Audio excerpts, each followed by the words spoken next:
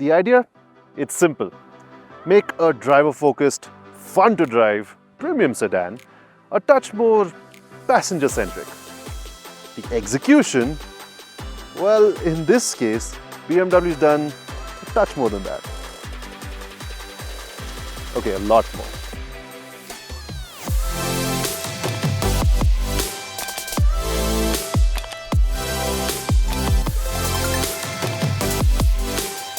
Allow me to give you a proper deep dive into the updated, refreshed 3 Series Grand Limousine.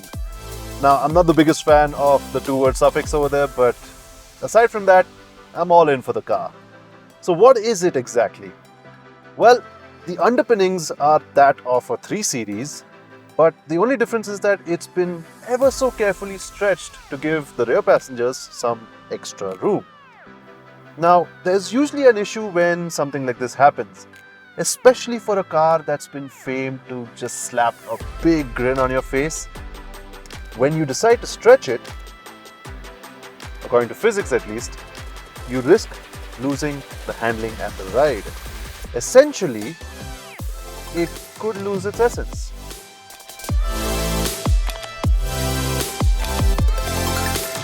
But this is BMW. Half measures are few and far between, and those are pretty rare too. Point of the matter is that they know what they're doing. So yes, sitting in the rear seat, you will be afforded some extra legroom, and longer journeys will be endured much more easily. But what I absolutely love is that the 3 Series silhouette that I know and love hasn't suddenly gone missing. You'd have to whip out your tape measure to actually spot the difference. Or, well, if you stare at the rear half of the car long enough, then maybe you'd understand the difference. But keep in mind that I'm talking about some significant staring time here. What I absolutely love is that the playfulness that you associate with a 3 Series, that hasn't been diluted in the least. This is still very much a driver's car. Take the steering for example.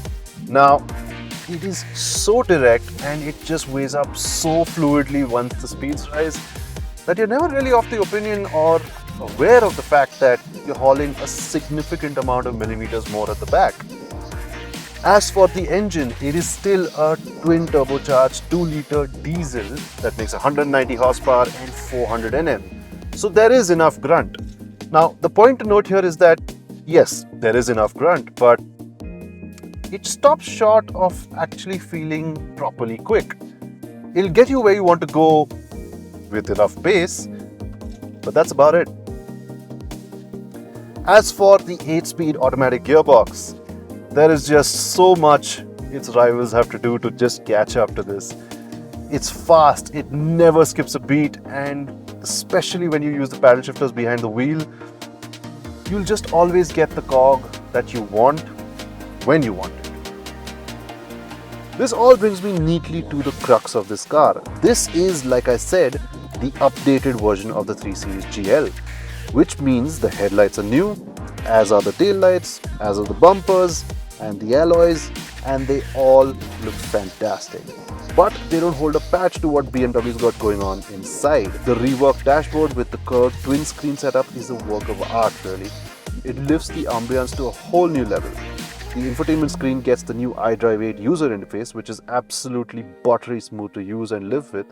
Although I do have to admit that I didn't spend too much time with it. The Android Auto experience was far too convenient to ignore while I was driving the car, especially if you have the BMW Connected app installed on your phone. As for the instrument cluster, it's once again a masterpiece in what's possible for all digital dials. The readouts are crisp and the middle part of the screen can be toggled to display a variety of parameters. As for the rest of the cabin, it defines minimalism. The gear lever too, taking a cue from this, has been raised down to a nub, and I love it for that. It says a lot about a car when all you can think about while driving it is, man, wouldn't this make a great addition to my garage? The 3 Series Grand Limousine does that to you. It's got pretty much everything. Space, comfort, luxury, and it is a hoot to drive.